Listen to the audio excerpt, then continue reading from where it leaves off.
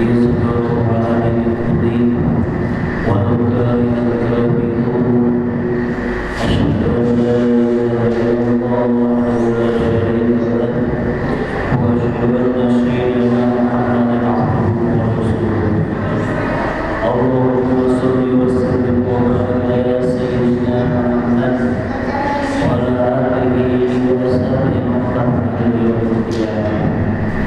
Amma ba'du. Puji syukur kepada kita menjaga dan Allah Subhanahu wa taala.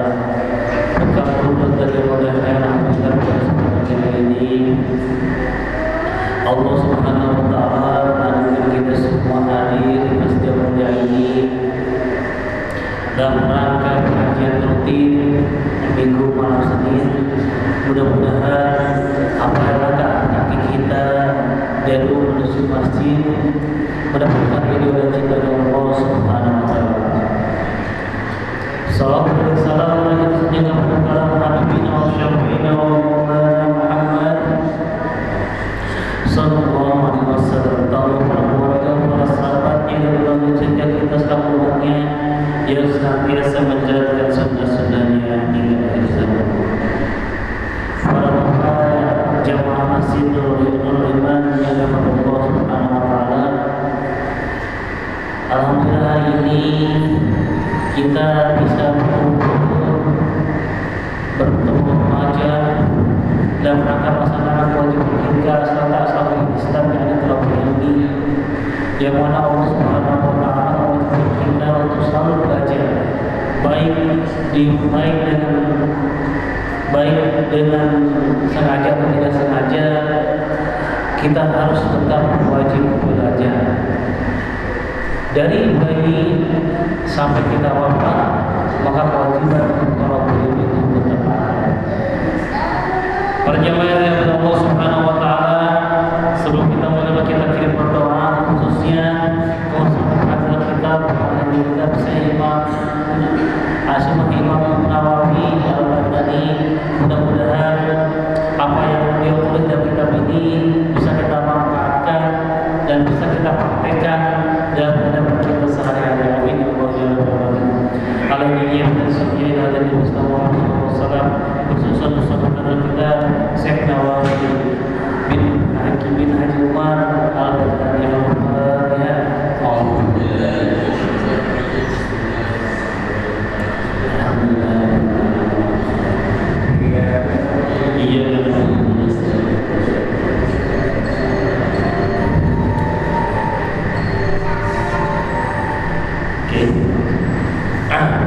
Bismillahirrahmanirrahim.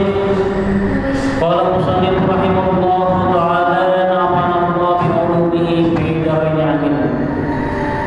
Kita baca ayat-ayatnya dulu. Bismillahirrahmanirrahim. Ya ayyuhan nasu ubudu rabbakum alladhi khalaqakum walladzina min qablikum 'allakum tattaqun.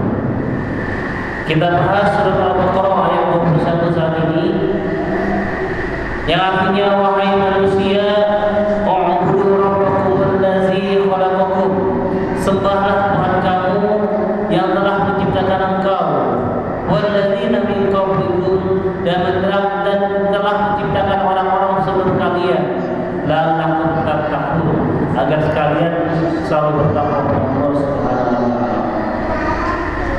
Di sini ada kata ya ayyuhan nas. Di dalam Al-Qur'an itu Abdul Abbas dan Ibnu Mas'ud menyatakan, apabila ada ayat Al-Qur'an yang diawali dengan ya ayyuhan nas, maka ayat tersebut adalah ayat-ayat makkiyah. Apa itu ayat-ayat makkiyah? Ayat atau ayat atau surat yang diturunkan di kota Mekah. Sedangkan ya ayyuhal kalimat ya ayyuhalladzina amanu itu adalah termasuk golongan kata-kata dari kalimat dari ayat Madaniyah atau surat atau Quran yang diturunkan oleh Allah di kota Madinah. Itu menurut Ibnu. Jadi di sini kalau secara lama maka ayat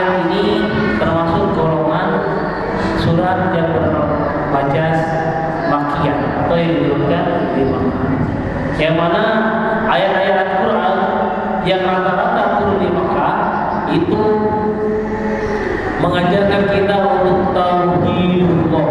Apa itu? Mengesahkan Allah Subhanahu wa Ta'ala. Saking pentingnya tauhid, Rasulullah SAW sampai mendidik para sahabatnya untuk mengajarkan tauhid selama 13 tahun di Madinah kota Mekah.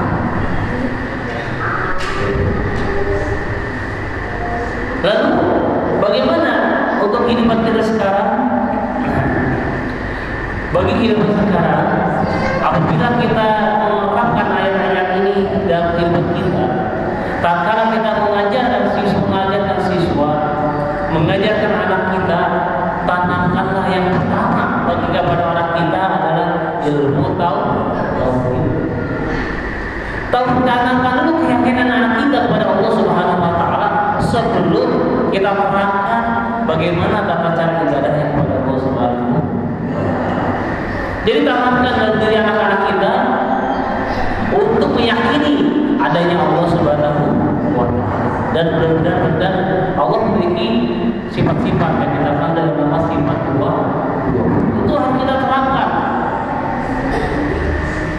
Dan begitu pula bagi kita yang sudah terlanjur dari kecil kita belajar fikih, tapi kita lupa untuk memperdalam ilmu tauhid. Sedangkan rukun ibadah adalah ikhlas. Bagaimana kita bisa ikhlas kalau kita sendiri tidak mengenal Sang Maha Pencipta kita? Bagaimana cara kita mengenal Sang Pencipta kita? Cara mengenal Sang Pencipta melalui salah satu ilmu yang kita kenal dengan ilmu tauhid.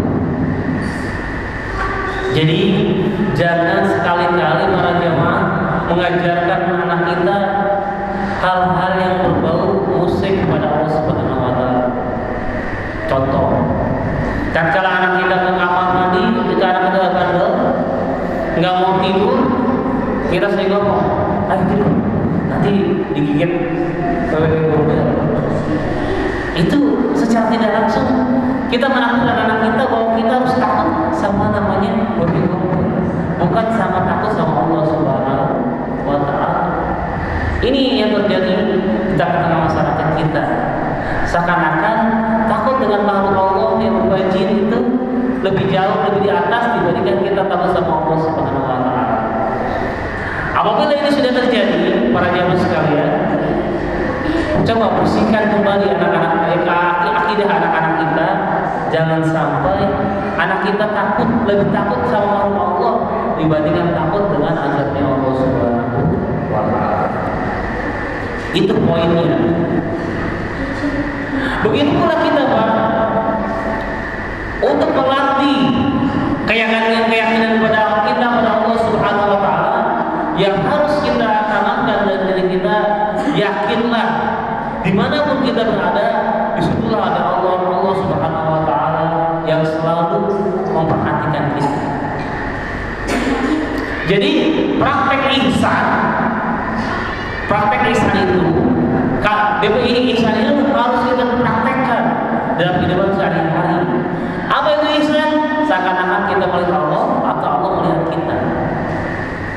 Jadi harus kita praktekkan dalam kehidupan sehari-hari. Jangan sampai kita capek-capek ibadah tapi tidak meyakini adanya Allah Subhanahu wa Ta'ala, sehingga ibadah kita batal. Mulai belajar dari sekarang. Ketika kita hendak sholat, kita mulai dari kita, ya Allah, aku tahu Engkau sedang melihat aku. Mulai dari sini aja dulu. Untuk bertemu dengan Allah agak sulit, ada banyak proses. Tapi kita untuk meyakini kalau kita dilihat oleh Allah, mulai dari yang hal-hal yang terkecil. Contoh, tatkala kita mau maksiat, kita ingat sama Allah, ya Allah, ya Allah, saya tahu, ya Engkau melihat aku, ya Allah, aku tidak jadi untuk melaksanakan maksiat padamu. Itu harus kita tanamkan dalam diri kita, sehingga tatkala kita berbuat Gak jadi karena kita malu dilihat oleh Allah Subhanahu wa Ta'ala. Itu makna tauhid ya. Dimanapun kita pegang tauhid, insya Allah kita akan aman. Insya Allah kita akan selamat, baik selamat di dunia ataupun selamat di akhirat. Lanjut. Bismillahirrahmanirrahim. Ya ayyuhallazina ya ayyuhan nas. Wahai manusia. Mana satu dulu. Di sini menyatakan wahai ahli Mekah wa ya ayyuhal yahud. Karena ayat ini termasuk ayat Makkiyah, maka di sini Imam Nawawi al-Baghdadi menafsirkan ayat ini adalah wahai ahli Mekah, ahli dan orang-orang yang Yahudi. U'budu rabbakum sampai atau wahidu. Satu, esakanlah Tuhan kau, sembahlah Tuhan kau. Karena di Mekah ketika itu banyak Tuhan-Tuhan yang ada di sekeliling Ka'bah. Maka bisa dinyatakan u'budu rabbakum, sembahlah Tuhan kamu. Bisa diartikan dengan esakanlah Tuhan kamu. Tatkala kita mengesakan Allah Subhanahu wa Ta'ala, maka disitulah kita akan bisa menemukan siapa kita, siapa Allah Subhanahu wa Ta'ala.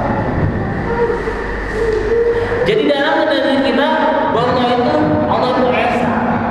Allah itu satu-satunya Tuhan yang tidak ada Tuhan selain Dia. Apabila kita masih ragu dengan keesaan Allah, maka kita wajib untuk bersyahadat kembali. Wajib bersyahadat kembali. Wajib bersyahadat kembali. Secara tidak langsung, tatkala kita ragu dengan keesaan Allah, secara tidak langsung kita sudah murtad dari Islam. Oleh karena itu, tatkala kita sudah merasa ragu, kembalikan ke Allah. Kita membaca kalimat syahadat supaya apa? Supaya kita kembali ke dalam kembali ke agama Islam. Alladzi khalaqakum. Kenapa sih kita harus menyembah Allah, mengesahkan Tuhan kita? Karena satu, alladzi khalaqakum, karena Allah Subhanahu wa Ta'ala telah menciptakan kita. Karena Allah Subhanahu wa Ta'ala sudah menciptakan segala sesuatunya untuk kita. Jadi Allah Subhanahu wa Ta'ala menciptakan kita selaku manusia. Allah sudah persiapkan juga alat-alatnya, perangkat-perangkatnya supaya kita bisa menjadi manusia. Ketika Allah menciptakan manusia, Allah ciptakan bumi untuk apa? Untuk ditinggali oleh manusia. Allah ciptakan pohon-pohon, makanan-makanan untuk apa? Untuk dimakan umat manusia. Allah ciptakan air untuk apa? Untuk diminum oleh manusia. Allah ciptakan oksigen, Allah ciptakan udara, dan Allah ciptakan alam ini untuk apa? Untuk dipergunakan oleh manusia. Makanya kita selaku manusia harus bersyukur, karena manusia adalah makhluk Allah yang paling istimewa dibandingkan ciptaan Allah yang lain. Manusia lah amal Allah yang paling istimewa. Kenapa istimewa? Dan surat At-Tin Allah Subhanahu wa Ta'ala berfirman, Allah menciptakan sesungguhnya manusia adalah menciptakan manusia sebaik-baiknya bentuk. Laqad khalaqnal insana fi ahsani taqwim, kata Allah. Sesungguhnya Aku telah menciptakan manusia dengan sebaik-baiknya bentuk. Makhluk selain manusia tidak bagus bentuknya. Contoh jin, malaikat, itu dibanding manusia, manusia lah paling sebagus-bagusnya. Makanya menurut Abu Hasan As-Sadili, pendiri Thariqah As-Sadili, yang menyatakan manusia, karena Allah ciptakan manusia dengan sebaik-baiknya bentuk, maka manusia harus selalu bersyukur kepada Allah Subhanahu wa Ta'ala. Sebagai rasa syukur kepada Allah Subhanahu wa Ta'ala, perbanyaklah kalian mengucap kalimat Alhamdulillah. Menurut Imam Nawawi, sebagai rasa syukur kita kepada Allah Subhanahu wa taala, minimal sehari semalam kita mengucapkan kalimat subhanallah walhamdulillah wala ilaha illallah akbar la haula wala quwwata illa billahil aliyyil, itu minimal 101 kali. 101 kali. Supaya apa? Supaya kita merasa bahwa kita ini manusia yang diciptakan oleh Allah. Sebagai bukti syukur kita kepada Allah, kita bacakan subhanallah walhamdulillah wala ilaha illallah wallahu akbar.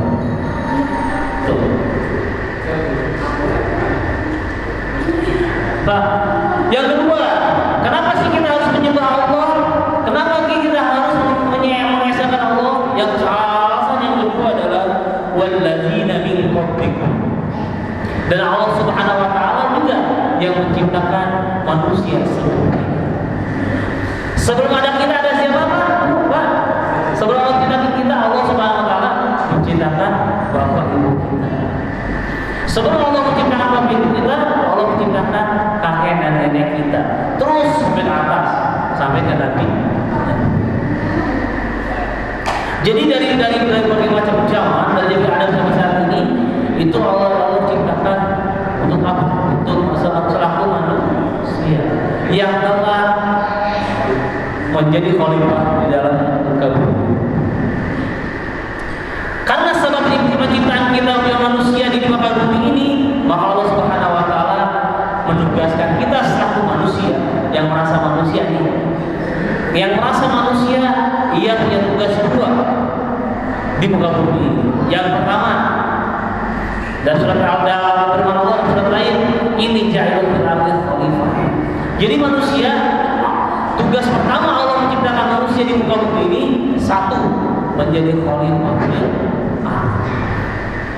menjadi pemimpin di muka bumi, menjadi orang yang memakmurkan bumi.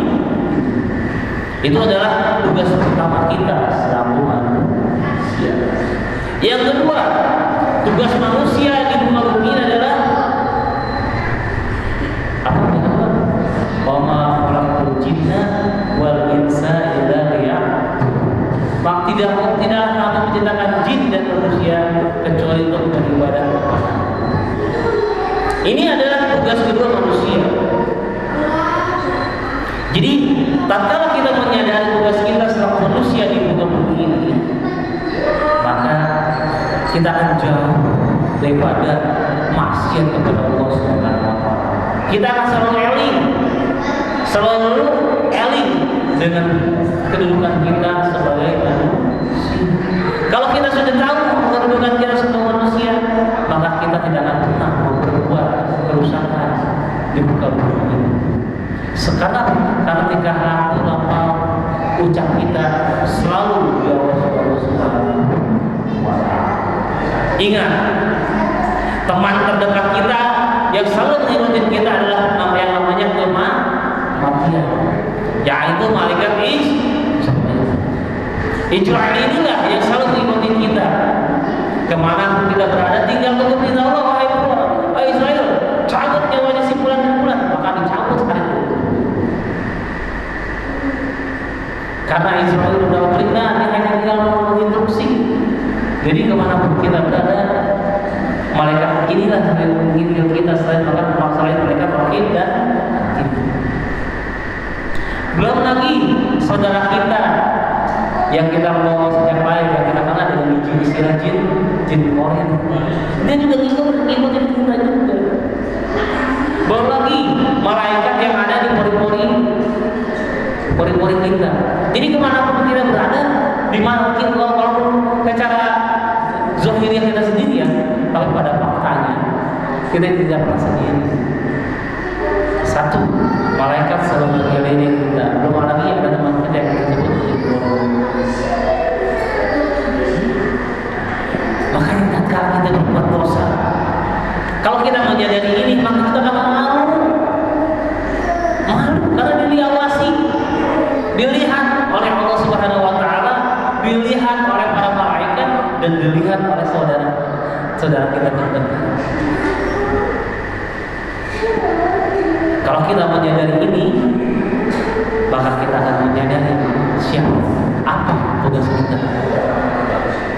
kita akan jauh daripada maksiat Allah Subhanahu wa taala. Yang ini yang ada dalam kita adalah zikrullah, zikir kepada Allah Subhanahu wa taala. Eling kasahan maha suci.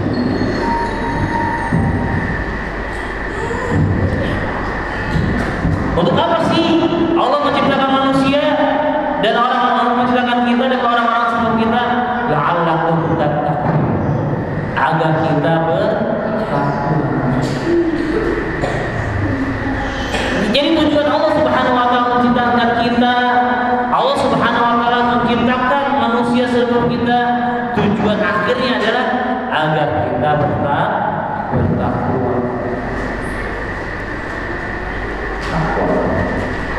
Kalau kita sudah bertakwa pada Allah, yakin dimanapun kita berada, kita meyakini ada Allah Subhanahu wa taala selalu bersama kita. Kalau kita sudah menjadi orang yang derajat takwa, apapun yang kita lakukan adalah lillahi. Sadar nggak? Mari kita introspeksi dulu, introspeksi bareng ya. Sadar nggak kita telah berjanji pada Allah Subhanahu wa taala. Tatkala Allah Subhanahu wa taala hendak menciptakan kita dan hendak menurunkan kita ke muka bumi ini, Allah di alam ruh bertanya, "Alastu bi rabbikum?" Wahai ruh, apakah aku ini Tuhanmu? Maka semua kaum berjawab, bala sahibna. Ya, kami menyaksikan engkau adalah Tuhan kami. Baru saat itu diturunkan ke muka bumi ini dengan sebab dia dilahirkan oleh ibu. Jadi titik poin ini, tujuan hidup manusia sebagai khalifah dan selaku dan beribadah kepada Allah Subhanahu wa taala, finishnya adalah takwa. Karena di dalam takwa inilah manusia bisa menjadi manusia yang sempurna. Kalau kita sudah bisa mengerti takwa luar biasa, kita akan tatkala kita wafat, kita akan disambut oleh para malaikat. Tatkala kita wafat, jasad kita terkubur dalam tanah, tapi ruh kita kembali kepada pangkuan Sang Yang Menghidupkan. Bahasa Indonesia namanya Sang Yang Menghidupkan. Bahasa kita adalah